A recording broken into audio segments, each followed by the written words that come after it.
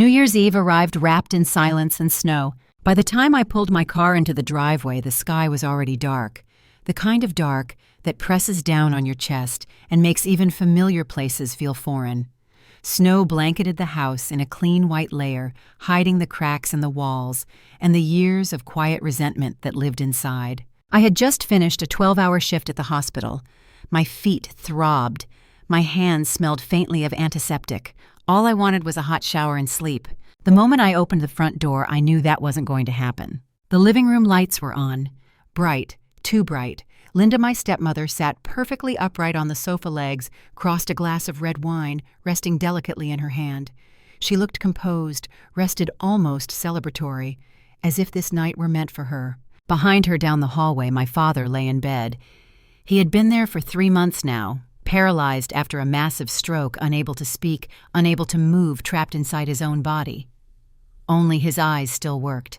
They followed everything. "You're finally home," Linda said calmly, as though I were late for dinner instead of returning from a job that paid the bills she enjoyed spending. "We need to talk." I hung my coat slowly, already bracing myself. My instincts had been screaming at me for weeks, but I had ignored them. I didn't want to believe the woman my father married could be this cold. "What is it?" I asked. "Sit down," she said, gesturing toward the armchair across from her. I didn't sit. She sighed, set her wine glass on the coffee table, and folded her hands. "Starting tomorrow, you should quit your job." For a moment, I thought I'd misheard her. "Excuse me. Your father needs full-time care," she continued, her tone smooth, almost rehearsed. "Hiring nurses is expensive and, frankly, unnecessary." My stomach dropped. "I already help every day," I said. "I work nights, I come straight home. That's not enough," she interrupted. "He needs someone here all the time." I stared at her. "And you're saying that someone should be me?" She nodded. "You're his daughter. It's your responsibility." I let out a short, humorless laugh. "And what exactly will you be doing?" Linda tilted her head slightly, as if amused by the question. "I'm already home all day. Home, watching television, ordering clothes online, talking on the phone with friends about cruises she planned to take once your father gets better." My hands clenched into fists. "I can't quit," I said firmly. "I pay for his insurance. I cover his medications. I need my job." Her expression hardened just enough for me to notice. "If you don't," she said quietly, "I'll sell the house." The words landed like a slap. "You can't," I whispered. "This is Dad's house." She smiled. "I'm his wife." I turned toward the hallway. The bedroom door was slightly open. I could see my father's eyes, wide and alert, fixed on me. They trembled, filling with something I couldn't name. Fear, guilt, apology. "Dad wouldn't want this," I said, my voice shaking. Linda stood. "Your father can't speak anymore." The room felt suddenly smaller. The sound of distant fireworks echoed outside, muffled by falling snow. Somewhere people were counting down to midnight, kissing, laughing, making wishes for the year ahead. Inside this house, a different future was being decided. I walked into my father's room and sat beside him. His hand was cold when I took it. "I'm here," I whispered. "I won't leave you." His fingers twitched weakly around mine. A tear slipped from the corner of his eye. Behind me, Linda cleared her throat. "So she said we're agreed?" I stood slowly and faced her. "For now," I said. She smiled, satisfied. That night, as the new year began, I lay awake on the couch outside my father's room, listening to the steady rhythm of his breathing and the distant echo of fireworks fading into silence. I didn't know it yet, but that night marked the beginning of 3 months that would strip everything from me: my job, my peace, my trust. And it would end with the truth Linda never saw coming. The morning after New Year's Eve, I resigned from my job. I didn't do it dramatically. There were no tears in the manager's office, no long speeches about family duty. I simply signed the paperwork with a hand that trembled slightly and told myself it was temporary. 3 months, Linda had said, just until things stabilized. I didn't yet understand that nothing in that house was meant to stabilize, only to drain me. My days began at 5 in the morning. Before the sun rose, before Linda even stirred upstairs, I was already in my father's room. The smell of medication and antiseptic clung to everything. I checked his vitals, changed his bedding, cleaned his body with slow, careful movements so I wouldn't hurt him. He hated this part the most. I could see it in his eyes, the shame, the helpless anger. "I'm sorry," I whispered every time. He blinked once, twice, his way of saying I know. Feeding him took nearly an hour. Each spoonful was a negotiation with gravity and exhaustion. Some mornings he swallowed easily. Other days the food pooled in his mouth and tears slipped down his cheeks in frustration. Linda never came in. By 9, she was awake. I could hear her footsteps upstairs, the shower running music playing softly through the walls. She emerged dressed neatly, hair done, smelling of expensive perfume. "How is he today?" she asked casually, pouring herself coffee. "The same," I replied. She nodded, uninterested. "Make sure you give him his afternoon meds on time." As if I ever forgot. The first week I waited. I assumed she would eventually step in, offer to help take a shift, sit by his bedside for an hour so I could shower or rest. She never did. Instead, she criticized. "You're changing him too often. He looks tired. Are you sure you're feeding him enough? Why does the room smell like medicine?" Her sons, Mark and Jason, visited on weekends. They stayed just long enough to eat the food Linda proudly announced she had made, then retreated to the living room to watch sports. Once I asked Mark to help lift my father so I could change the sheets. He grimaced. "That stuff makes me uncomfortable." Jason didn't even look up from his phone. Linda stood in the doorway, arms crossed, silent. At night, when the house finally quieted, I slept on the couch outside my father's room. I couldn't risk not hearing him if something went wrong. My back ached constantly. My phone buzzed with messages from coworkers I stopped answering. Bills arrived. I paid them from my savings. Linda never offered. Weeks blurred together. Sometimes late at night, my father squeezed my hand harder than usual. His eyes searched my face with urgency. "I'm here," I whispered every time. "You're not alone." One evening, as I adjusted his pillow, he began breathing rapidly. Panic flashed through his eyes. I pressed the call button for emergency services, but before I could finish dialing, his breathing steadied. He stared at me intensely, then shifted his gaze toward the nightstand. What I whispered. With great effort, he blinked repeatedly, his signal for yes. I opened the drawer. Inside were old receipts, a watch, and a sealed envelope. My name was written on it. I froze. Before I could react, footsteps approached. Linda's voice drifted down the hall. "What are you doing in here so late?" I slid the envelope back quickly and closed the drawer. "Just checking on him," I said. She lingered at the door, eyes sharp, suspicious. "Don't exhaust yourself," she said. "We still have months to go." Months. That night I couldn't sleep. Over the next few weeks, my father tried again.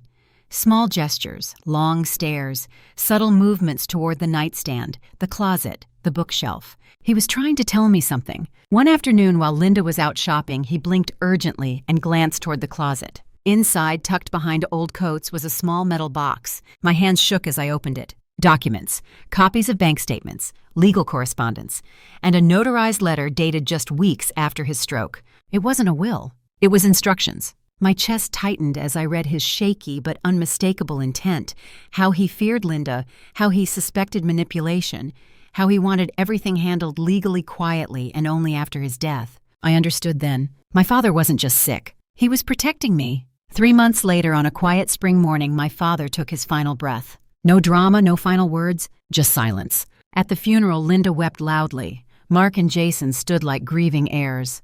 I stood back numb. A week later, the lawyer called. "The reading of your father's will is scheduled for Friday." Linda smiled for the first time in months. She had no idea that while she thought she'd turned me into a servant, my father and I had been planning something else entirely. And soon she would learn the cost of underestimating the woman she forced to give up everything. The lawyer's office smelled like polished wood and old paper, the kind of place where secrets were meant to sound respectable. Sunlight filtered through tall windows, landing softly on a long oak table in the center of the room. That table felt like a stage, and we were all actors waiting for our cues. Linda arrived first, dressed in black silk, her makeup flawless, her eyes already damp. She looked every bit the grieving widow. Mark and Jason followed close behind her, confident, relaxed, already dividing assets in their minds. They barely acknowledged me. I took the chair farthest from them. My hands rested calmly in my lap, though my heart pounded. I kept my face neutral the way I had learned to do during those 3 months beside my father's bed. Silence had taught me control. The lawyer, Mr. Harris, entered last. He was an older man with thin gray hair and sharp eyes that missed nothing. He greeted us politely, then sat at the head of the table. "Thank you all for coming," he said. "We're here to read the last will and testament of Robert Hale." Linda inhaled sharply, as if the name alone wounded her. Mr. Harris opened a folder. The sound of paper sliding against paper seemed unnaturally loud. As stated in this document, he began, the will was drafted 6 weeks after Mr. Hale's stroke and finalized with proper witnesses and notarization. Linda straightened slightly. "I will proceed as written." He cleared his throat. "To my wife, Linda Hale." Linda's lips curved almost imperceptibly. "I leave my forgiveness and nothing more." The silence that followed was violent. What Linda snapped. Mr. Harris didn't look up.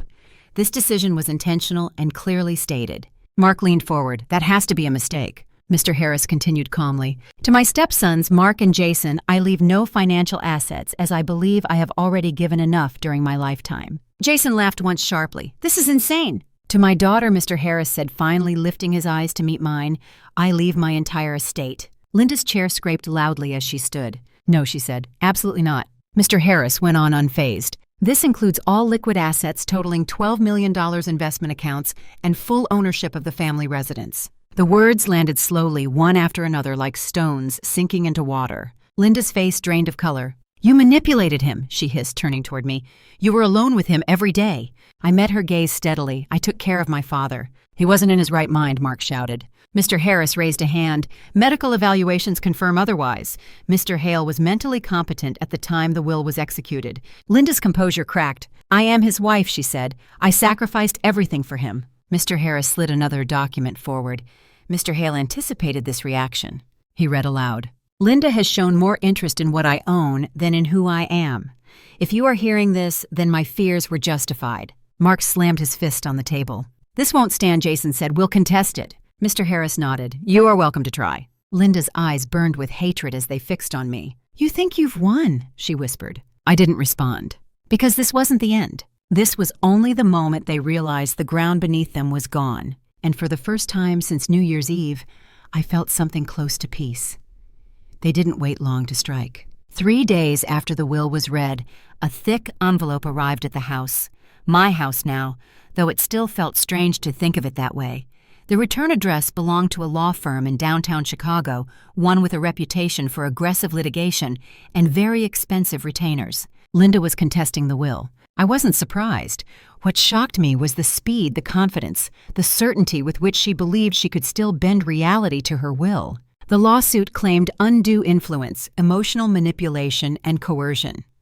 According to the document, I had isolated a vulnerable, incapacitated man and exploited my position as caregiver to redirect his estate. Mark and Jason were listed as co-plaintiffs, described as rightful heirs, denied their expected inheritance. Expected.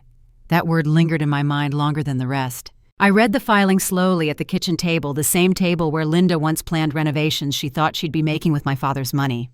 My hands were steady, my breathing was calm. Grief had already burned through me during those 3 months. What remained was clarity. Mr. Harris called later that afternoon. They've hired strong representation, he said. But your father anticipated this. He left quite a trail. That night, I walked through the house alone. Without Linda's perfume, without the sound of her television, the rooms felt different, lighter, almost relieved. I opened the closet where I had found the metal box and pulled it out again. Inside were copies of emails, dated notes, and recorded statements my father had made with his lawyer present. One file in particular caught my attention. A timeline. It detailed Linda's behavior before and after his stroke. Missed hospital visits, arguments about money, pressure to change beneficiaries, requests he had refused. I remembered the nights he squeezed my hand, the urgency in his eyes. He hadn't been trying to say goodbye. He had been documenting a betrayal. The first court hearing was scheduled for 6 weeks later. In that time, Linda moved out of the house, citing emotional distress. Mark and Jason followed her suddenly, very vocal on social media about injustice and greed. Friends I hadn't heard from in years messaged me with thinly veiled curiosity. Some offered support, others offered judgment disguised as concern. How could your father leave his wife with nothing? You don't feel guilty. Families don't do this to each other. I stopped responding. In preparation for court, I met with my own attorney, a woman named Claire, who listened more than she spoke. When I finished telling her everything, she leaned back and nodded. They're angry, she said, not because they lost him, because they lost control. The deposition phase was brutal. Linda cried on cue. She described herself as a devoted wife, claimed exhaustion, claimed confusion, claimed betrayal. She spoke of sacrifice while avoiding any specific act of care. When it was my turn, I told the truth. I described the routine, the nights on the couch, the feeding, the cleaning, the silence. I described Linda's absence, her son's refusal to help the way my father had communicated when words were no longer possible. And then Claire submitted the recordings. My father's voice filled the room, weak but unmistakably lucid. I am afraid of my wife, he said in one clip. She believes what I own belongs to her. I believe she is wrong. Linda's face changed when she heard it. Not grief, not shock, fear. Mark muttered curses under his breath. Jason stared at the table. By the end of the third day, their lawyer asked for a recess. Negotiation was suggested. I declined. I didn't want peace. I wanted the truth documented, preserved, undeniable. 2 weeks later, the judge dismissed the case. The ruling was decisive. The will stood. The evidence was overwhelming. Linda's claims were labeled unsupported and opportunistic. When it was over, Linda didn't look at me. She walked out of the courtroom alone. Outside, reporters waited. Questions flew. Cameras flashed. I said nothing. Because the victory wasn't loud. It didn't need to be. It lived quietly in the knowledge that my father had seen everything, understood everything, and trusted me enough to finish what he started. And for the first time since his death, I went home without fear of the door opening behind me. The house was finally quiet. Not the uneasy quiet that comes after an argument or the forced silence Linda used to weaponize. This was different. This was the kind of quiet that settles after a storm has passed and taken everything unnecessary with it. I walked through the room slowly, barefoot on the hardwood floors. The air no longer smelled like her perfume or my father's medication. Windows were open. Spring light filled spaces that had once felt heavy with tension and unspoken threats. For the first time, the house belonged to no one but the truth. I thought winning would feel triumphant. I imagined relief, maybe even joy. Instead, what came was exhaustion, bone deep and honest. The kind that doesn't come from working too hard, but from surviving something that demanded more than you thought you had. I sat at the kitchen table and let my head rest in my hands. $12 million, a house worth more than I could ever need. None of it brought my father back. Over the next few days, I found things Linda had missed in her rush to leave. Old photo albums tucked behind books. A watch my father wore every day until his stroke. A folded note inside a drawer I'd cleaned 100 times but never fully emptied. It was written in his handwriting, unsteady but clear. "You did not owe me this. You gave it anyway." I cried then. Quietly. Fully. For the man he had been before illness stole his voice, and for the man he became when he learned who truly loved him. The calls started almost immediately. Financial advisors, bank representatives, distant relatives who suddenly remembered my birthday, old acquaintances who spoke carefully, measuring every word, their interest transparent. I hired a firm to manage the estate. I set boundaries. I said no far more than yes. One call, however, I answered without hesitation. It was from the hospital. My old supervisor asked if I'd consider coming back, even part-time. She didn't mention money. She mentioned patience. She mentioned how calm I was under pressure, how I treated people when they felt invisible. I accepted. Returning to work grounded me. It reminded me who I had been before everything narrowed to one sick room and one woman's control. Caring for strangers felt lighter than caring for family, but also more honest. Not everyone approved. "Why would you work when you don't have to?" someone asked. Because not everything that matters can be bought. Linda resurfaced months later. Not directly, never directly. I heard through mutual acquaintances that she'd moved into a small rental outside the city, that Mark had quit his job and Jason had been sued over unpaid debts, that Linda told anyone who would listen that she'd been robbed, betrayed, ruined. I didn't respond. But one afternoon as I was leaving work, I found her waiting by my car. She looked older, smaller. Her hair was dull, her coat worn. For a moment, I almost didn't recognize her. "You think you're better than us," she said without greeting. I took a breath. "No," I replied. "I think I survived you." She scoffed. "You stole my life." I met her eyes. "You abandoned his." That was when her anger cracked, giving way to something uglier. "Regret. You could have shared," she whispered. I shook my head. "You had 3 months to show you deserved anything." She stepped back, said nothing more, and walked away. I watched her go without satisfaction or guilt. Just certainty. That night, I returned home and stood in my father's room. I hadn't changed much. Just fresh paint, new curtains, sunlight where there used to be machines. I sat on the bed and closed my eyes. "I kept my promise," I said aloud. "You weren't alone. The money would change my life. It already had. But the real inheritance wasn't measured in dollars or property. It was the knowledge that love, when tested, leaves evidence. And lies, no matter how carefully told, eventually run out of places to hide." I turned off the light and closed the door gently behind me, ready for the first time. To live forward instead of looking back. I thought the worst was over. That belief lasted exactly 2 weeks. The first sign came in the mail, an anonymous letter with no return address, postmarked from a neighboring town. Inside was a single sentence printed in block letters. "You didn't win. You just delayed what's coming." I stared at it longer than I should have, then folded it carefully and placed it in the drawer with the rest of the legal documents. I didn't tell anyone. Fear feeds on attention, and I refused to give it any. The second sign was more public. A local blog published an article titled, "When Caregivers Become Beneficiaries, a Modern Moral Gray Area." It didn't name me, but it didn't have to. The details were specific enough that anyone who knew the story could connect the dots. Comments flooded in, some sympathetic, others vicious. She planned it. No daughter should take everything. Money always shows who people really are. I learned then that winning a legal battle doesn't end the war for public opinion. At work, I felt the shift immediately. A few coworkers grew distant. Conversations stopped when I entered the break room. Patients thankfully remained kind. Illness strips people down to essentials, and they recognized care when they felt it. Still, the pressure mounted. One evening, Claire called me. "Linda's lawyer has been contacting journalists," she said. "Off the record. Painting you as manipulative, calculating." "Can they do anything legally?" I asked. "No," she said. "But they can make your life uncomfortable." She paused. "There's something else." My grip tightened on the phone. "They're pursuing a civil claim, not against the estate," Claire continued, "but against you personally. Emotional damages."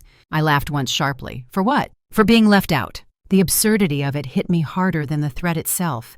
They had lost everything and still believed they were owed more. The lawsuit was weak, but it was loud.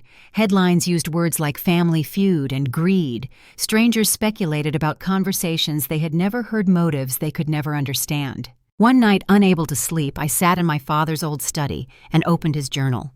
I hadn't read it before. It felt too intimate, too final. The first entry after his stroke was shaky, uneven. "I am still here. They think I'm gone." I read on. He wrote about Linda's impatience, about her questions that always circled back to money, about the way she spoke around him, never to him. Then he wrote about me. "She doesn't know I can see everything. She thinks I don't notice her sleeping on the couch so she can hear me breathe. She thinks I don't feel shame. I do. But I also feel gratitude." Tears blurred the page. If there is justice in this world, it will not come loudly. It will come correctly. The civil case never made it to trial. The judge dismissed it within weeks. But the damage, the whispers, the looks, the unease lingered.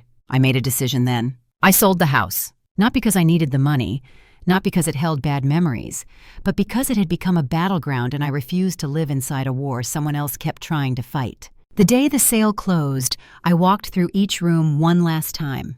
I didn't rush. I let memories surface and pass without clinging to them. In my father's room, I paused. "Thank you," I whispered, "for trusting me." I moved to a smaller place near the hospital. Quiet, anonymous, safe. Linda tried once more to reach me through a mutual acquaintance who suggested we clear the air. I declined. Some doors don't need closure. They need distance. On my first night in the new apartment, I slept without dreams. No footsteps in the hall. No raised voices. No fear of losing what little peace I had left. Just silence. And in that silence, I finally understood something I hadn't during the trial or the inheritance or even my father's final days. Walking away isn't weakness. Sometimes it's the only way to prove you've already won. For a while, life settled into something that almost resembled normal. I worked, I slept, I cooked simple meals and learned the rhythm of my new apartment, the way the morning light crept across the kitchen counter, the hum of traffic far enough away to be harmless. My name faded from gossip cycles. New scandals replaced old ones. Linda and her sons became background noise, a chapter I believed was finally closed. That was my mistake. The call came on a Tuesday evening just as I was putting my keys on the counter.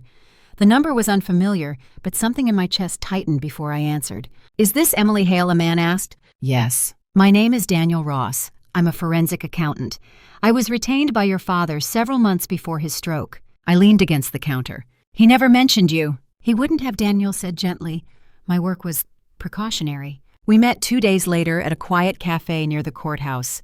Daniel was younger than I expected, early 40s, with tired eyes and a folder that looked far too full for a casual conversation. "I debated whether to contact you," he began, "but after the will contest and the civil suit, I believe it's necessary." He slid the folder toward me. Inside were spreadsheets, transaction logs, and copies of bank statements that made my pulse quicken. "Your father suspected financial misconduct," Daniel said. "By Linda." I stared at the numbers. Withdrawals, transfers, accounts I had never heard of. "She was siphoning money," I asked. "Over several years," he replied. "Small amounts at first, then larger, always subtle, always justifiable on paper." My mouth went dry. Why didn't he stop her? He tried, Daniel said.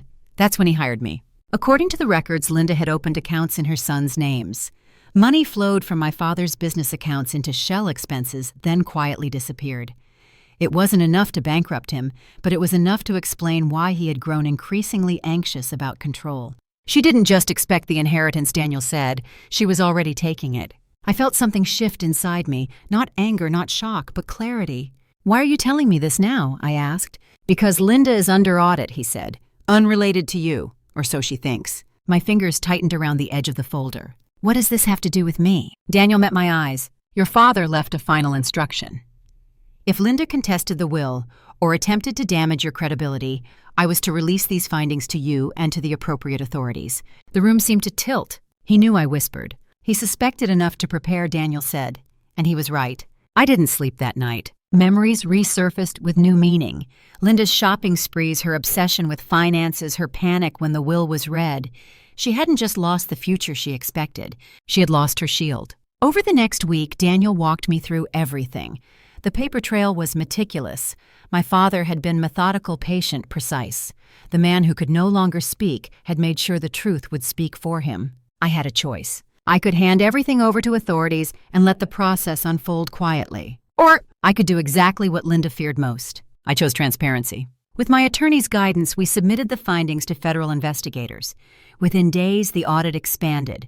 Accounts were frozen. Questions were asked. Linda called me for the first time in over a year. I let it ring. Then again. And again. Finally, a voicemail. Her voice was unsteady, stripped of performance. You don't understand what you're doing, she said. We can fix this, please. I deleted it. 2 weeks later, the news broke. Local woman investigated for financial misconduct linked to deceased spouse's estate. This time my name wasn't hidden. This time the truth was complete. Linda's lawyer withdrew. Mark and Jason hired separate counsel. Accusations flew between them as self-preservation kicked in. And I watched from a distance untouched, because this wasn't revenge. It was resolution. My father hadn't just protected his estate. He had protected the truth. And by finally letting it surface, I understood the final lesson he left me. Silence is powerful, but only until it's time to speak. The investigation moved faster than I expected. Once the authorities began pulling records, Linda's carefully constructed world unraveled with startling speed. Bank subpoenas were issued, properties were flagged. Accounts Mark and Jason had never mentioned accounts they swore they didn't know existed were suddenly under scrutiny. For the first time, Linda was no longer telling the story. She was reacting to it. I learned most of what happened through Daniel and Claire.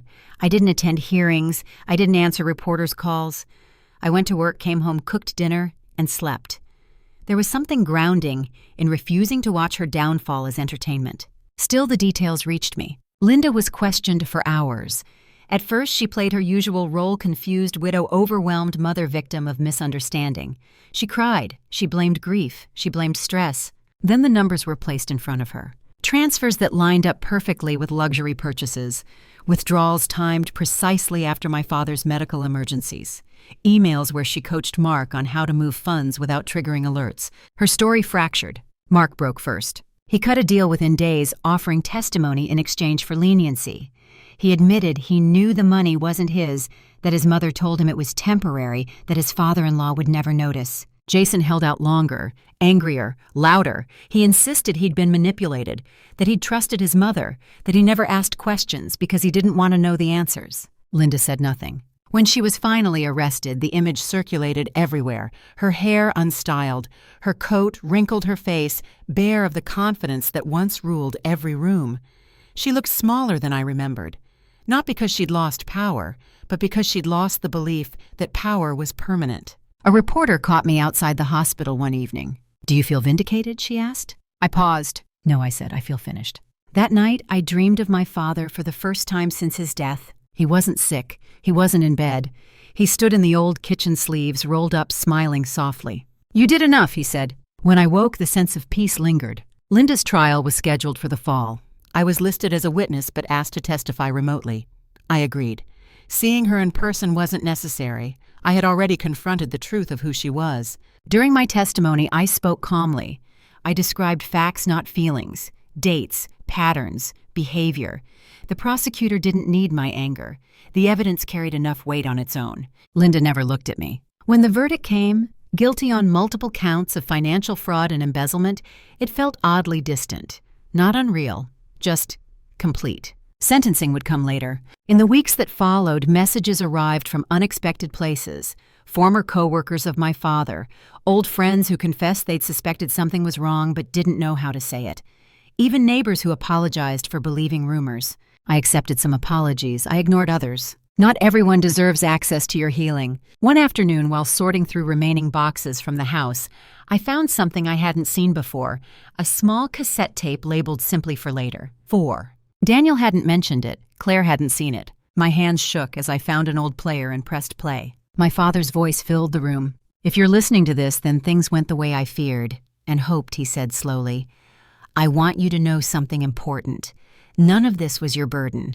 You carried it anyway. That doesn't make you responsible for the outcome. It makes you brave." I sat on the floor and listened until the tape ended in soft static. Later that week, I visited the cemetery alone. I brought no flowers, just silence and gratitude. "I'm okay," I told him. "You can rest." As I walked back to my car, my phone buzzed with a notification. Linda Hale sentenced to 8 years. I read it once, then I turned the phone off. Some stories don't need epilogues written in headlines. They end quietly, when the person who was wronged finally steps out of the shadow cast by someone else's choices. And for the first time since New Year's Eve, the night everything changed, I felt light enough to believe that my life was finally my own. After the sentencing, the world didn't stop. I half expected it to. Some dramatic pause where everything would acknowledge that something had ended. But life has never worked that way. The sun rose, patients arrived, coffee cooled on countertops. Justice, it turned out, was not a destination. It was a point you passed through on the way to something else. The first thing I noticed was the absence of tension. I no longer checked over my shoulder in parking lots. I no longer flinched when my phone rang from an unknown number. Linda's voice, once lodged in the back of my mind like a persistent echo, had finally gone quiet. In that silence, other questions emerged. Who was I now without the fight? I had spent more than a year in survival mode. First as a daughter pressed into unpaid service, then as a defendant, then as a witness to a truth that refused to stay buried. Every decision I'd made had been reactive, shaped by someone else's cruelty. Now there was no one left to push against. I took a week off work and drove north without a plan. No itinerary, no destination, just motion. I slept in small towns, ate in diners where no one knew my name, and listened to my own thoughts for the first time in a long while. On the third night, I stopped near a lake just before sunset. The water was perfectly still, reflecting the sky like a held breath.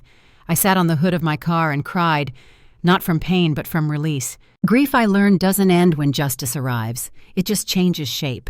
When I returned home, I made a decision I'd been postponing. I set up a trust, not for me but for caregivers. I worked with a foundation to create grants for people who had stepped away from their lives to care for someone else and found themselves invisible when it was over. No complicated applications, no humiliation, just quiet support. The first grant went to a woman named Ruth who had cared for her husband for 6 years and was now sleeping in her car. When she hugged me, she whispered, "Thank you for seeing me." That was when I understood what my father had truly left me. Not money, perspective. Linda's sentencing sparked a final wave of attention. Commentators debated morality. Online strangers dissected my character. Some praised me as strong, others painted me as cold. I stopped reading. I donated anonymously. I declined interviews. I learned to let other people misunderstand me without correcting them. Peace doesn't require consensus. One afternoon, Daniel called. "I thought you should know," he said. "Linda's sons are cutting deals. Probation fines, no jail time." I felt nothing. Also, he added, "Your father's old company reached out. They're establishing a scholarship in his name." I smiled. That sounds like him. That evening, I cooked dinner for one. Music played softly. The windows were open. The world felt gentle.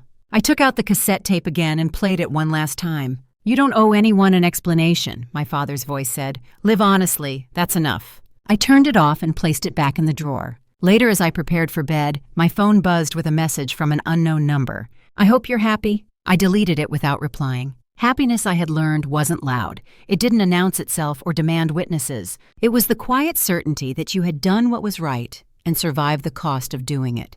And as I turned off the light, I realized something that surprised me. I wasn't defined by what they did to me. I was defined by what I chose to do next. I thought the story was finished. Justice had been served. The money was secured. Linda was gone from my life in every practical sense. I had rebuilt a routine that felt honest, even meaningful.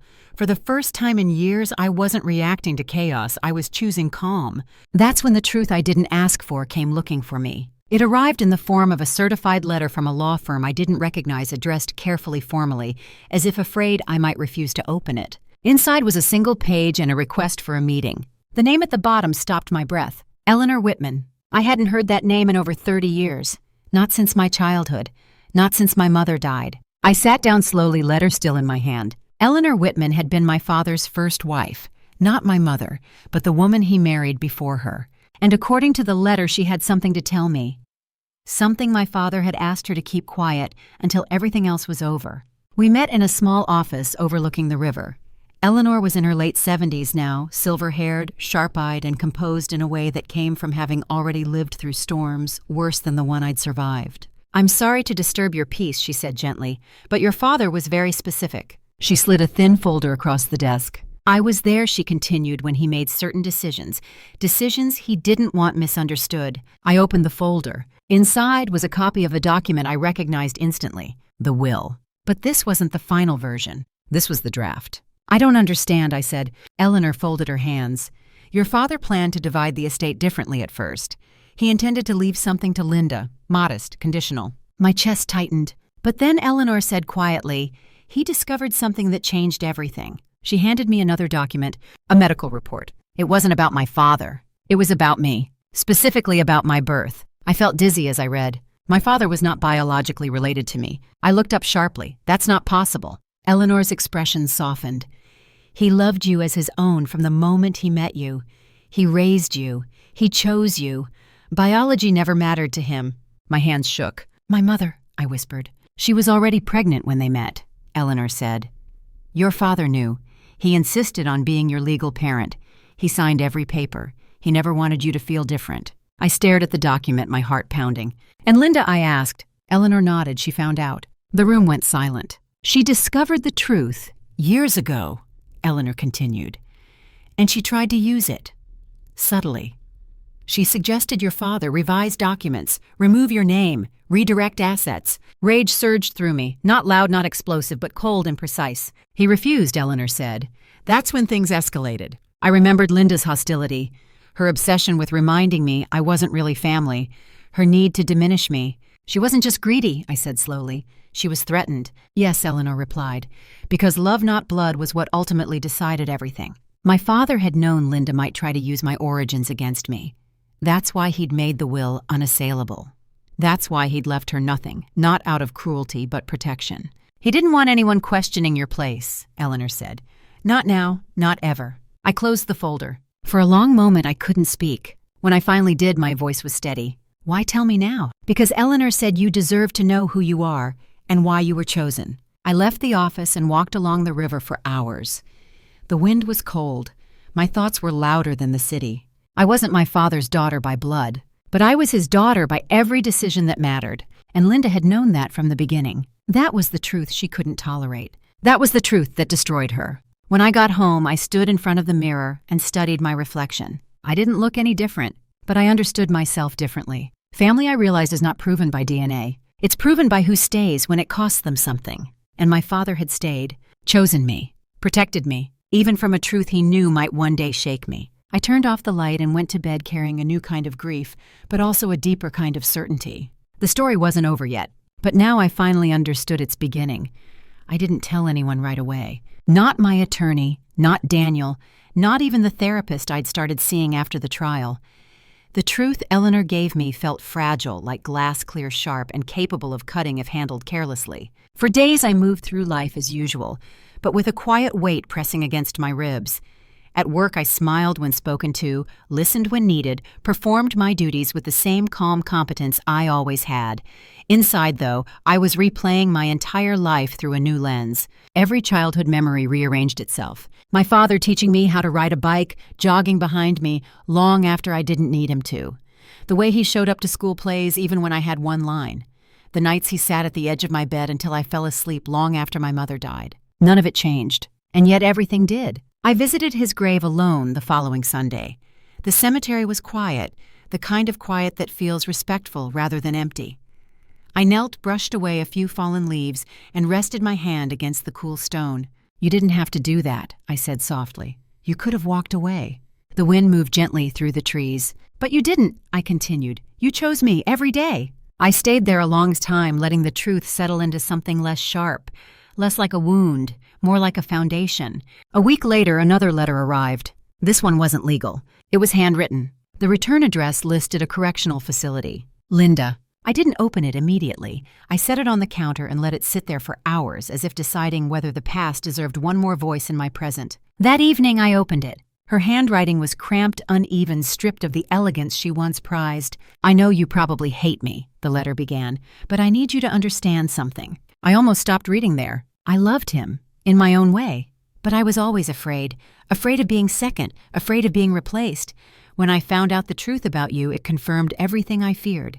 My jaw tightened. "He chose you without hesitation. That's what broke me." I folded the letter slowly. She didn't ask for forgiveness. She didn't apologize. She framed her betrayal as inevitability, her theft as self-defense. Understanding, I realized, does not require acceptance. I didn't reply. Instead, I made a decision that had been forming since my meeting with Eleanor. I rewrote my own estate plan. Not because I was afraid, but because I was intentional. I established clear beneficiaries, transparent structures, no ambiguity, no room for manipulation or resentment.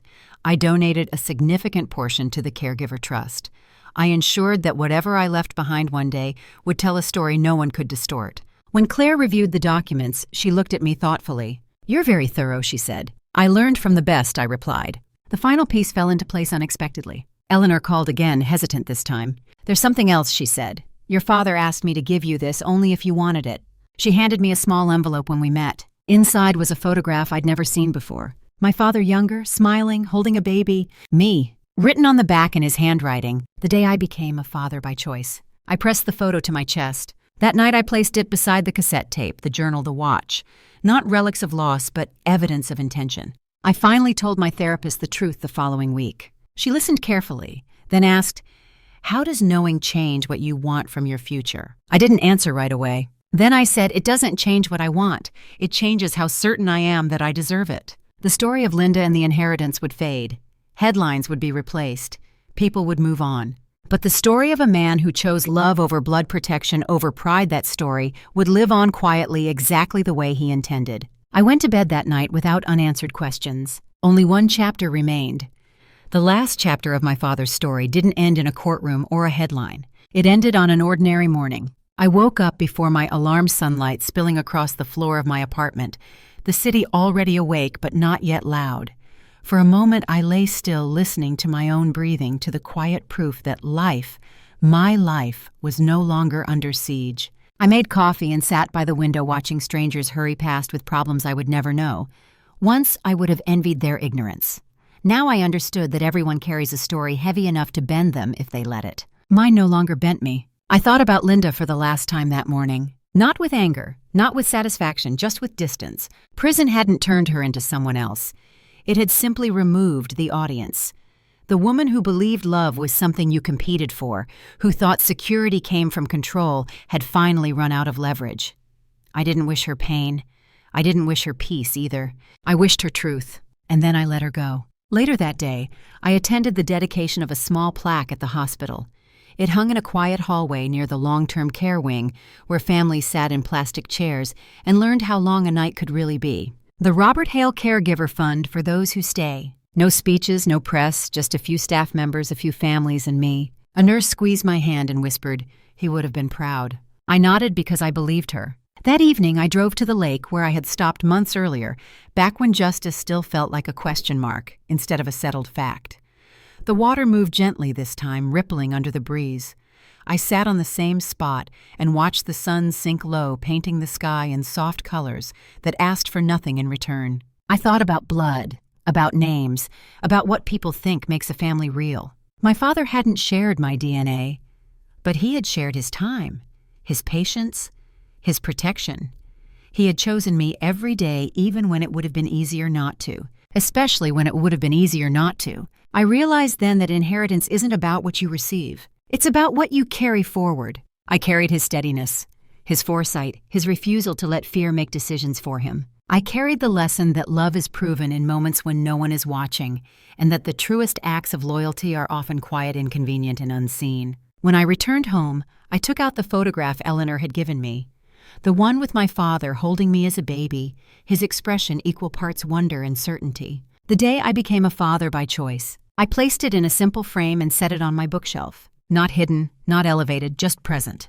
That night before bed, I wrote a letter not to Linda, not to the past but to the future. I wrote about the kind of woman I intended to remain, about boundaries, about generosity that didn't require permission, about choosing integrity even when no one would ever know. I sealed the letter and placed it in my own safe. Someday it might matter, or maybe it wouldn't. Either way, it was there, clear, deliberate, unchangeable. As I turned off the light, I felt no need to look back. The story that began on a New Year's Eve with an ultimatum ended with a decision. Not to be bitter, not to be defined by loss, not to mistake endurance for obligation. I kept the love, I kept the truth, I kept myself. And everything else, the money, the house, the conflict, the names attached to them, became exactly what they were always meant to be. Temporary. Because in the end, the greatest inheritance my father left me wasn't $12 million or a home filled with memories. It was the certainty that I was chosen, and that no one could ever take away.